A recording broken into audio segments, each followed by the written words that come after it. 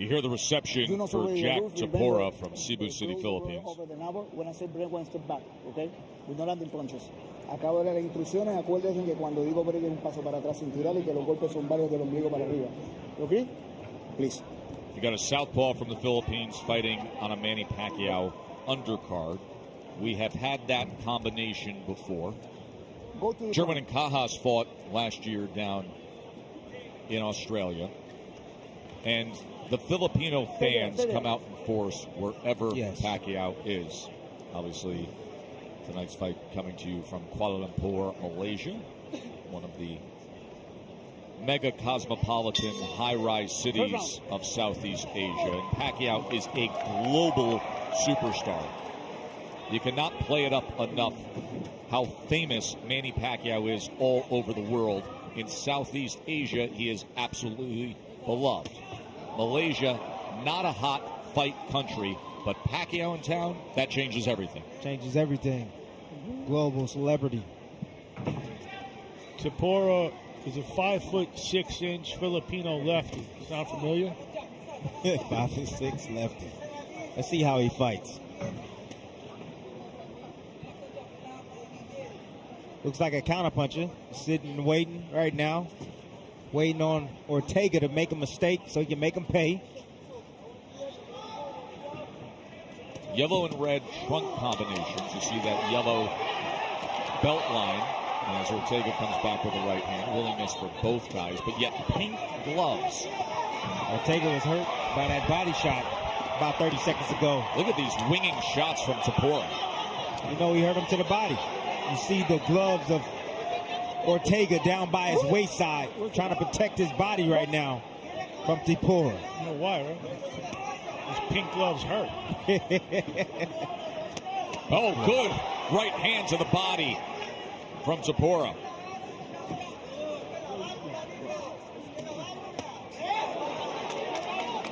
Tepora clip right there with a right hook from Ortega.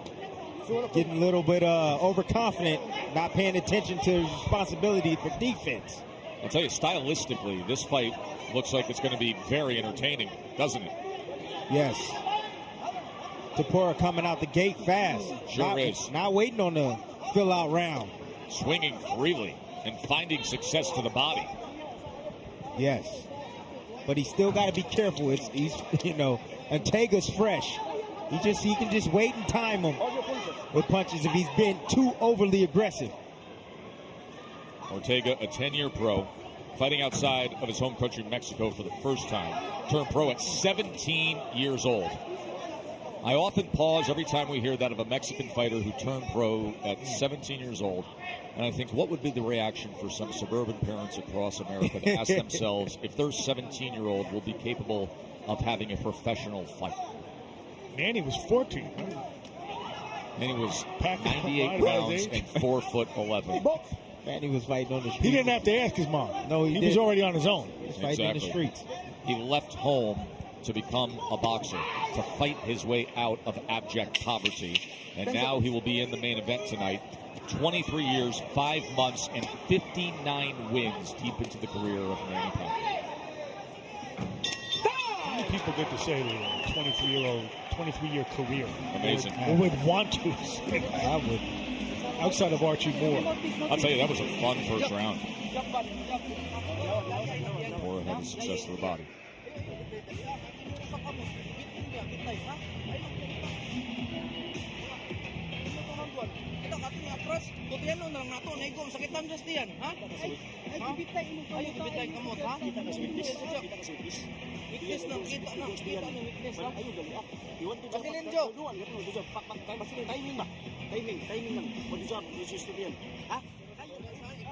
If you had the chance to join us starting at 7 o'clock on ESPN earlier tonight, you were probably very impressed by the participants down in New Orleans. As Regis Prograis stayed undefeated, and Teofimo Lopez put on a ridiculous display against William Silva. We will share some of those highlights with you a little later on. Two of the most entertaining fighters to hit the scene that we've seen in a while. It'll be fascinating to see how their careers progress. Round number 2 here for this vacant WBA interim featherweight title, Jhack Tepora and Edivaldo Ortega. What exactly does that mean, a vacant interim title? It means that there's an interim title, somebody has another title in the WBA, and nobody has the interim title right now. A whole lot of boxing. I'm for the abolishment of interim titles, super titles, diamond, gold, silver, platinum titles. Nice to have partners who aren't interim analysts with me. Jesus Rojas of Puerto Rico was the interim champ. He was elevated to the world champ, but of course, Leo Santa Cruz. Leo Santa Cruz is the super champ. That's a but he's just absurd designation, calling Leo the super champ. Well, he is super in many ways. He's the number one ranked featherweight in the world, according to ESPN. But it devalues what his accomplishment is. Listen, the featherweight division is simple to understand. You got Leo Santa Cruz and Carl Frampton, right? You got Oscar Valdez, who we saw in one of the fights of the year on the short list against Scott Quigg out in Southern California. You got Gary Russell Jr., Abner Mares, guys like that. Quigg has still got to be in the mix considering what an effort he put forth on our air back in California. Lee Selby's in there. Carl Frampton. Yeah, Frampton obviously beat Nonito Donaire back in April. He's got Luke Jackson coming up on August 18th. That's a loaded division. That is a loaded division. And then think of what's just north of it at 130 pounds. Yeah. Wow. A lot of good boxing in the history.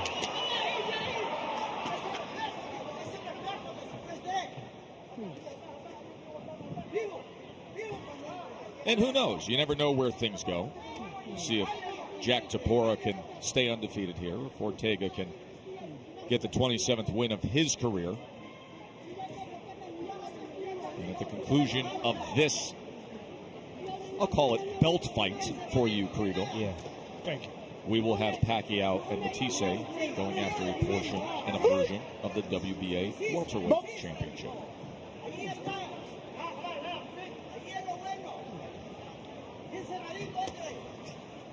Mentioned earlier that Teofimo Lopez was a shining star on ESPN earlier tonight.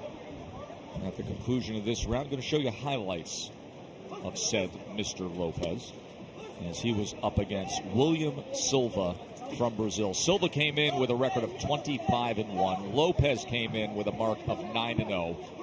But the biggest mark would be the marks that he put on Silva, because he got after it from the start and he was relentless. End of two here between Tepora and Ortega. Let's show you Teofimo Lopez, because, folks, you are going to see plenty of him for years to come. Timothy Bradley, what impressed you?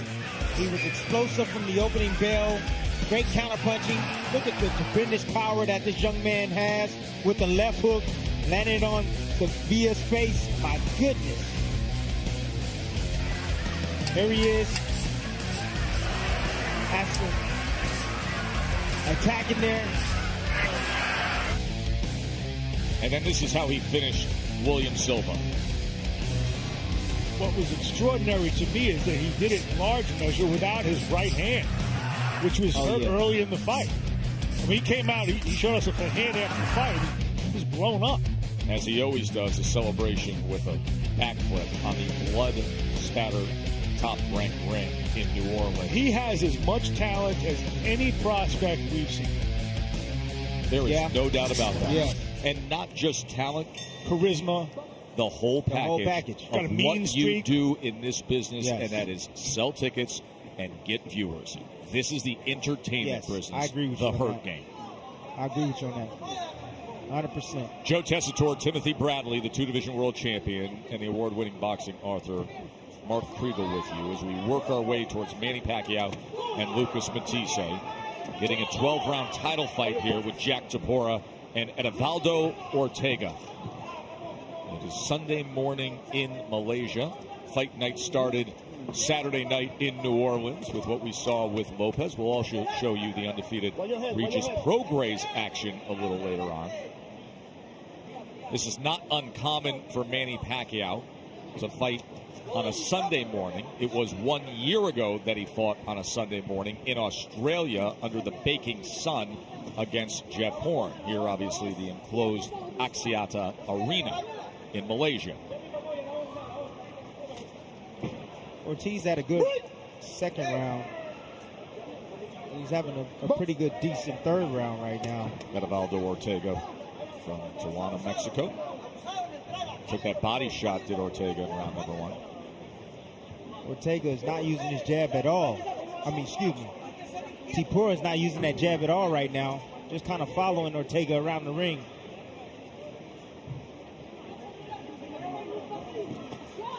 Ortega trying to fire off that lead left hand. It was a body shot coming back at him. I don't see that many combinations coming from Tepora right now as he did in the first round. No, he was energized in that first round. He was freely swinging. Pace has settled a bit. Tried to double up the jab, but not even close there. It didn't come with the left hand behind it from that southpaw stance. There he goes with a right hand left uppercut and then a sweeping left hand to the belt line. His best stuff in the first round was his body. No doubt. And Tepora went through a horrible scare in 2017. He was fighting in South Africa. And pre-fight test, he tested positive apparently for HIV antibodies. And he goes to bed. How did this happen? He's thinking of his 2 sons, his fiance. Could he still make a living as a trainer in the Philippines? And apparently what it was a mix-up of lab samples. Wow. How scary that the blood work came back with that alarming result. And that was within 24 hours before his last fight. And then he was retested the next day, correct, Mark, and endured that sleepless night before getting back the results of the retest being negative. But that's what he had to go through just a year ago.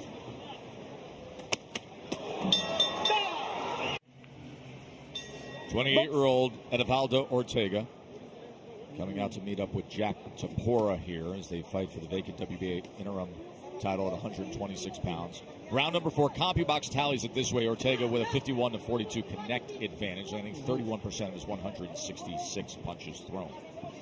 Yeah, Ortega's using that jab to set up everything. You use the jab to set up your punches, you're going to have some success. And that's the difference here. Easiest thing to accomplish in the game, isn't it? Yes, it is. Take that walking stick and walk. It's the key. The key to success. Off the jab. You see Tepora just sit back and wait, not doing much at all. Just sitting back and waiting to counterpunch. And Ortega saying, thank you. Hit you with this jab and these combinations.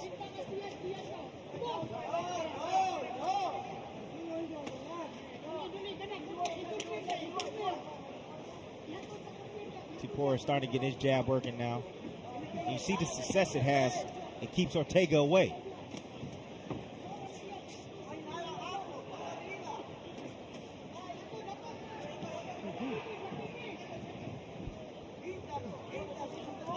You see on Tepora the name Omega on his trunks.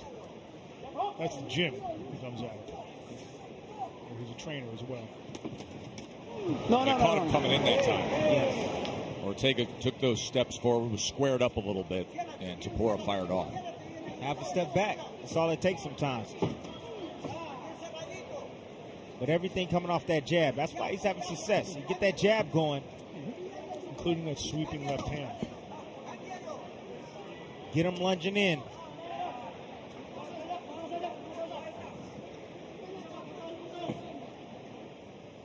See, what happens is when you get hit with the jab, you start getting sick and tired of getting hit with it. So then you just abandon it and just, you come forward.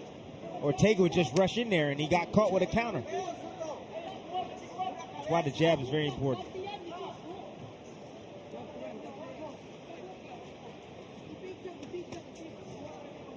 Reminder, Pacquiao Matisse is coming up next. Assuming that Manny Pacquiao has digested that massive meal that we showed. If you go on social media, you'll see Pacquiao's pre-fight. How many hours ago was that? That was unbelievable how much food he was consuming. We're going to visit in with Manny Pacquiao's locker room as he will be getting the referee pre-fight instructions in just moments, preparing for his title fight against Matisse. The referee for the Pacquiao-Matisse fight, a very familiar face to all of us stateside. It is Vegas-based Kenny Davis. He brought him to Malaysia, huh? Why not? Bring your own sheet music. Promoting the fight. Get your guy, Kenny Bayless, the referee, for Manny Pacquiao, Lucas Matisse, coming up in moments.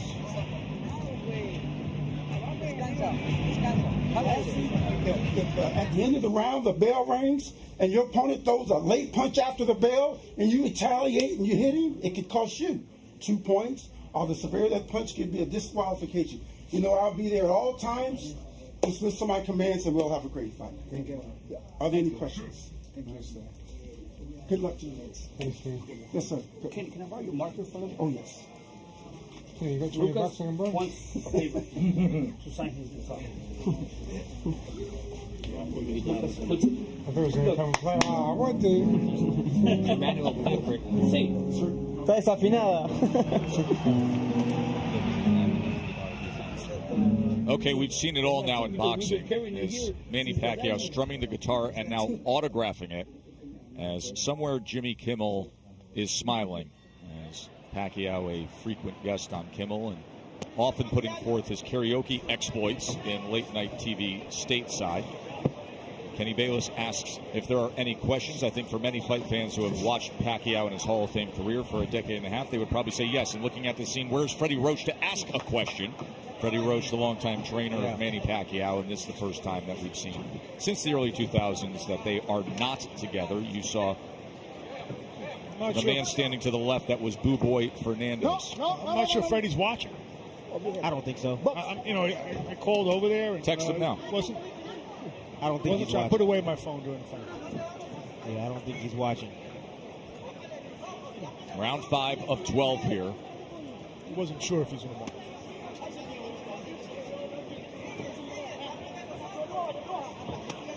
Tepora trying to come over the top with that left hand. Trying to time that reaching jab from Ortega. There it is again.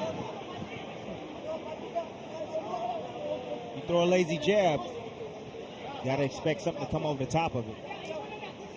Sometimes you can throw a lazy jab on purpose to set up your opponent.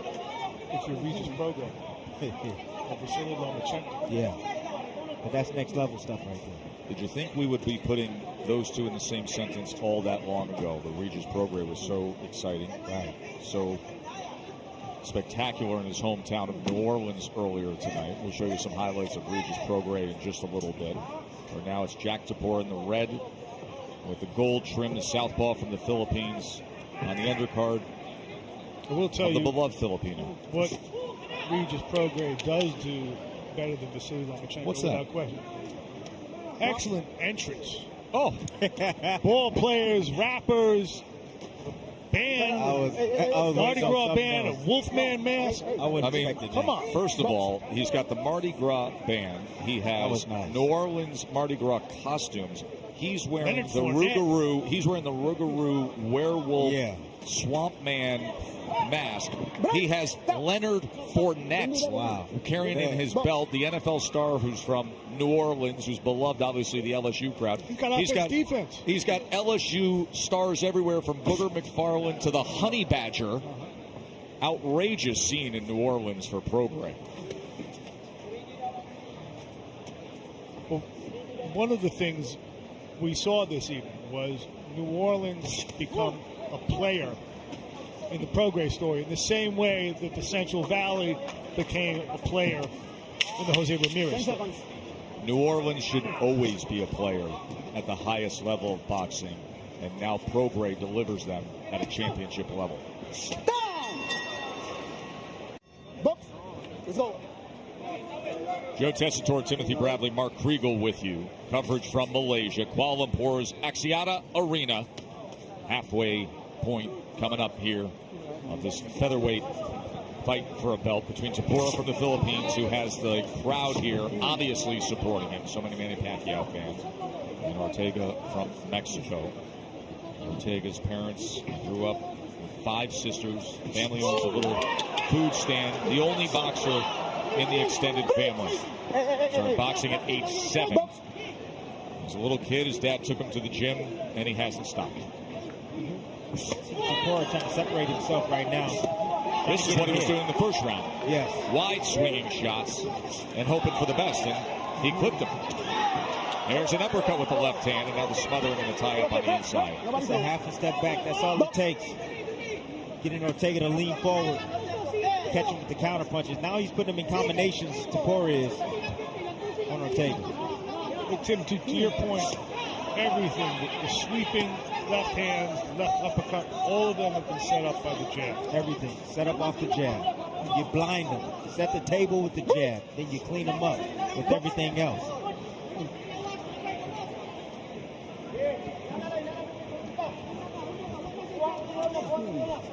Seems to me Ortega, he likes to hang out in that mid-distance range. He tries to get inside. He's a little slower. He lunged there to throw a jab to the body and tried to attempt it.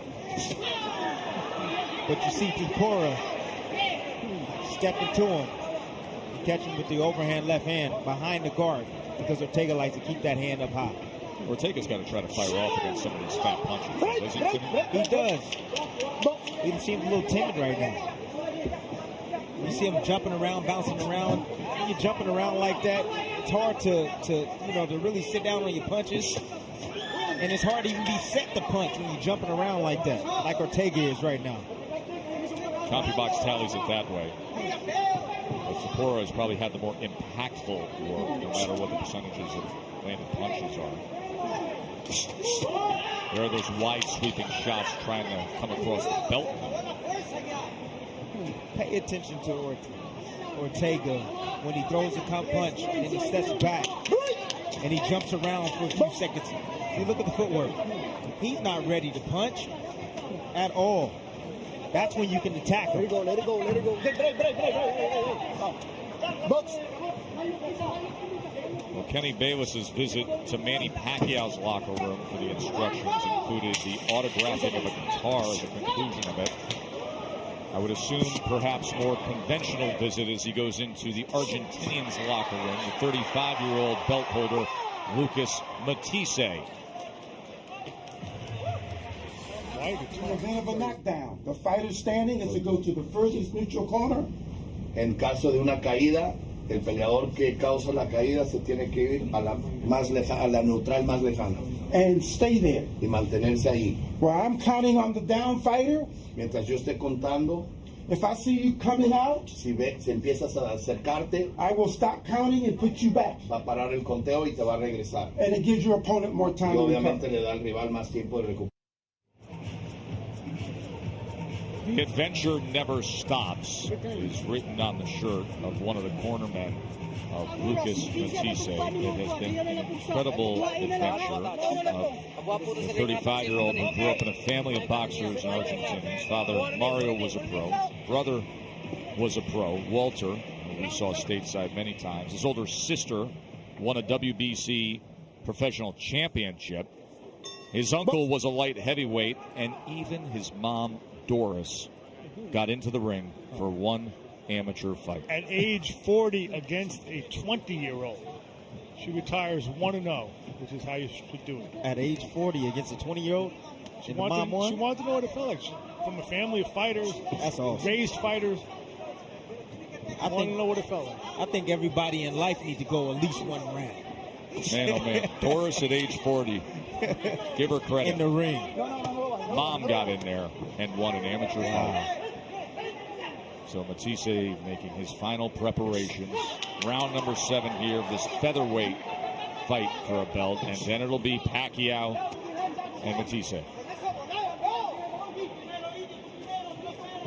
I'd love to see Tepora use that jab and catch Ortega as he's trying to come in and get close. If he uses that jab, he'll make it easy for himself. Try to turn over that southpaw right hook.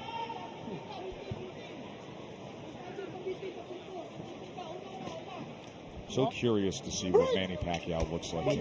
Years and years of watching Pacquiao. It's just where my mind's going right now. Of probably, especially for the three of us who have dedicated our professional careers to this sport, one of the most fascinating subject matters you could ever be blessed to cover in professional sports. And now, here in the deep autumn of his career at 39 years old, knowing what happened last year against Jeff Horn, I'm just so curious to see what his physical assets are. It's the most treacherous and dangerous business of all, how a great fighter negotiates the last part of his career. Well, think of some of the images we have of some of the all-time greats at the very end. That's right. But Matisse is not a young fella himself either. Nobody's heavy-handed and can punch. And at 35 years old, he's got 39 wins, and 36 of them are by knockout. And he just clipped a guy to win a vacant piece of the WBA belt with a knockout in the 8th round against Tiwa Karam, who was previously undefeated at 38-0. Do you remember Zab Judah? Of course. Well, Zab Judah has a win over Matisse when Matisse was in his prime. Speed, Zab power, Judah's a pretty talented fighter. Very talented. I believe Pacquiao's talented as well. In the first 4 rounds of the fight, I put him up against anybody when he was in his prime. Remember Devin Alexander? Sure. Very talented, skilled, the same athletic fighter. I think you're getting to a point about lefty. Yep, yes. Southpaw frame. That's exactly what I'm doing. And now in against the legendary southpaw, Manny Pacquiao, as another southpaw Filipino is in the ring in front of us as we come to the end of round number 7. Tepora and Ortega, Joe, Tim, and Mark working our way towards Manny Pacquiao's return.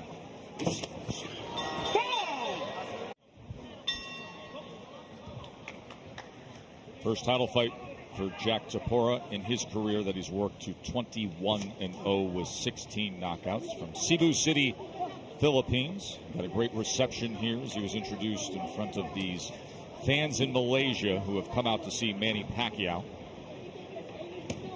You know, last year, Timmy, when we were down in Australia to see Pacquiao against Horn, and Horn, obviously, I mean, he was this Rocky-esque local hero from right there in Brisbane and had a local following, but I mean, they had upwards of 60,000 fans there, and there had to be 30,000 of them from the Philippines. Yes. There were flights coming in. Yes, there in were. Our hotel we were staying in, it was impossible for you, because of your trilogy with Pacquiao, to step out of your room, to walk through the lobby. Yes, it was. To try to get something to eat in downtown Brisbane, Australia. Anywhere Pacquiao goes, and especially in Southeast Asia, the crowd is coming. The crowd is always coming. They support their hero, Manny Pacquiao.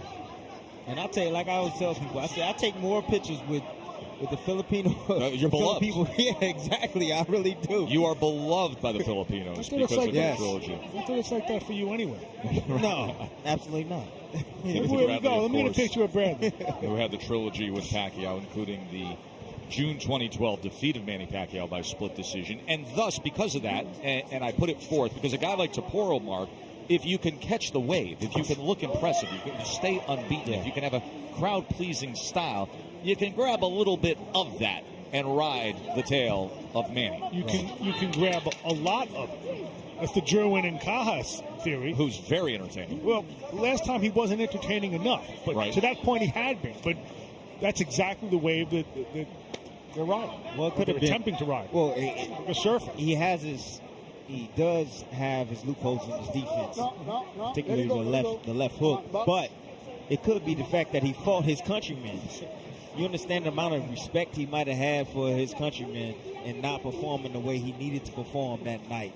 In Cajas, you're referencing the fact that for the first time since the 1920s, there was a world title fight between two Filipinos. I think there's something else that's going on within Cajas, or at least the last fight we saw. And that is the comparison between Pacquiao is too close. And the expectation is that he's supposed to be some sort of replica of Pacquiao. He's a different fighter. He's entitled to be his own fighter.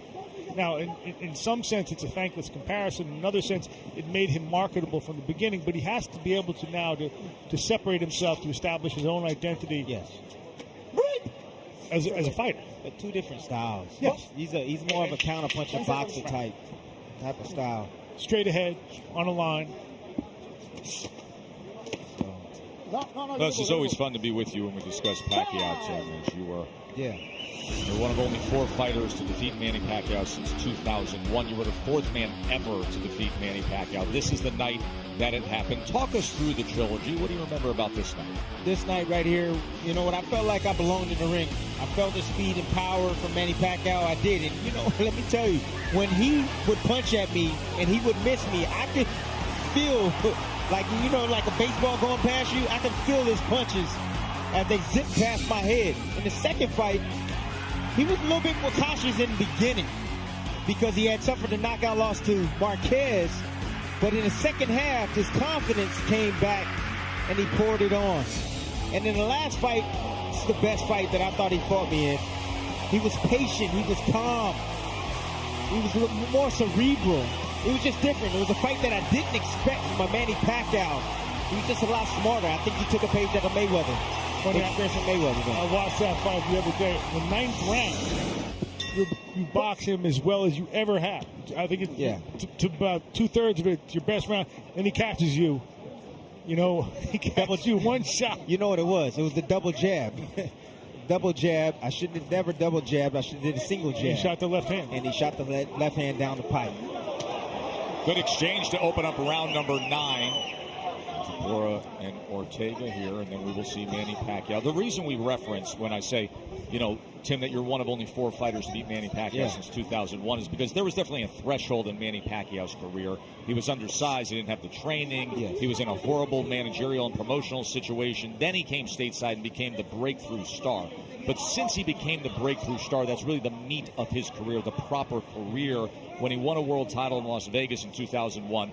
And the 4 fighters, Eric Morales, Juan Manuel Marquez, Floyd Mayweather, and yourself. You say wow just even hearing your name. Yeah, even hear my name in that same sentence because Eric Morales, Pereira, Floyd Mayweather, Marquez. I mean, even Marquez, Floyd Mayweather, I mean, those guys are definitely legends in the sport. And in referencing Marquez, obviously that 2012 when you defeat him and then Marquez lands the ultimate one-punch knockout.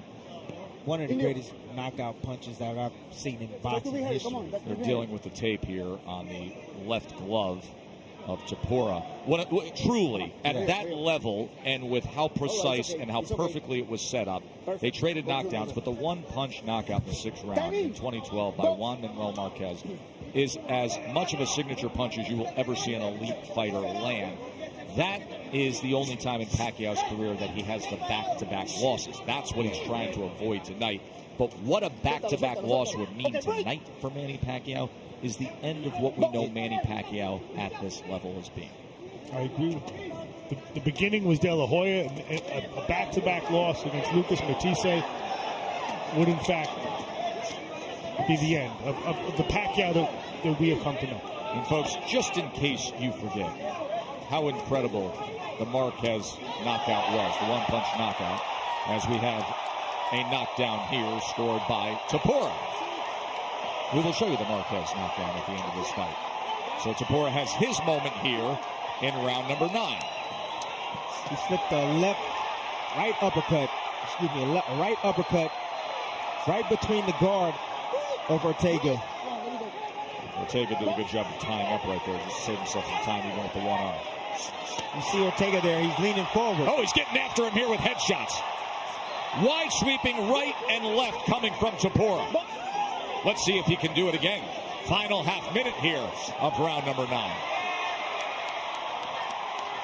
Comes down with a left hand, and that's it.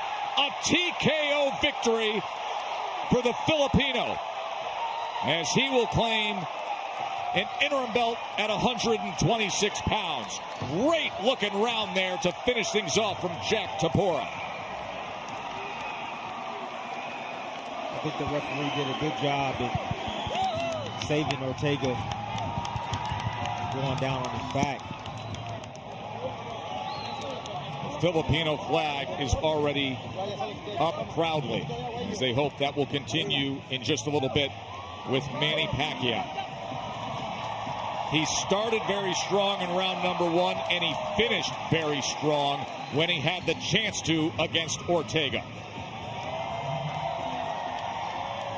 He landed a beautiful right uppercut, straight up the middle.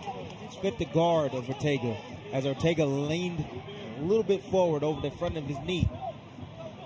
Surprising shot. He never saw it coming.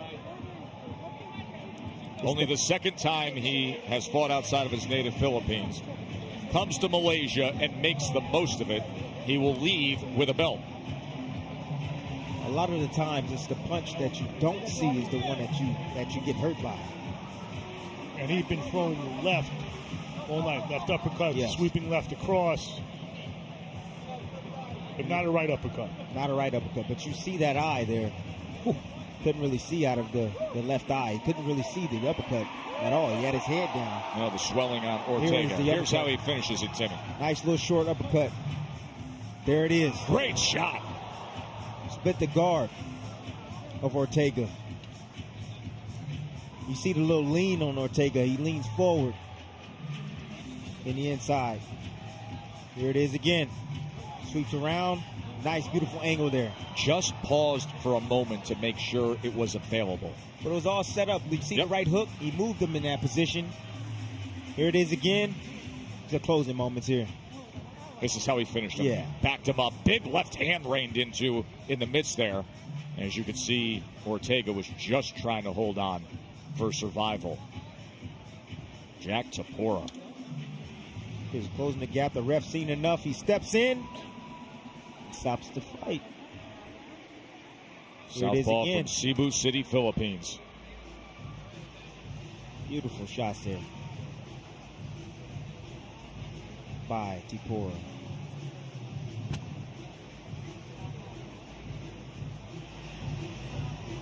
So Canizales finished things off with a TKO to claim a junior flyweight belt.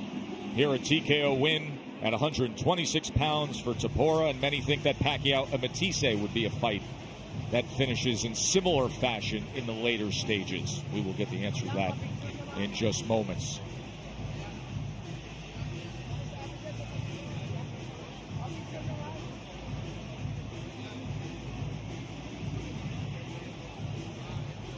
And for Ortega, second loss of his career. I'll make it official, and it'll come with a roar from the Filipino fans. We go up to the ring to Michael Buffer. Ladies and gentlemen, referee Roberto Ramirez Jr. has to step in and call a halt to the bout. The official time, 2 minutes, 38 seconds, round number 9. The winner, still undefeated, and now the new WBA interim featherweight world champion, the featherweight fighting pride of the Philippines, Jhack El Capitan Tepora. Jhack Tepora travels well. Last fight was in South Africa. This fight here in Kuala Lumpur, Malaysia.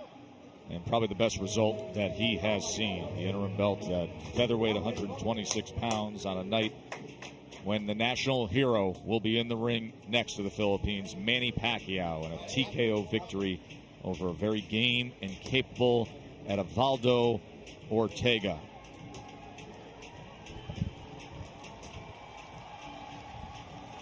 Matisse and Pacquiao will be set to get themselves in there next.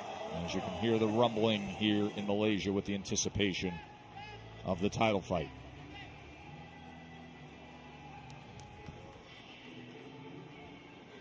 Been a long and curious ride for the 25-year-old Tepora to reach this point of success.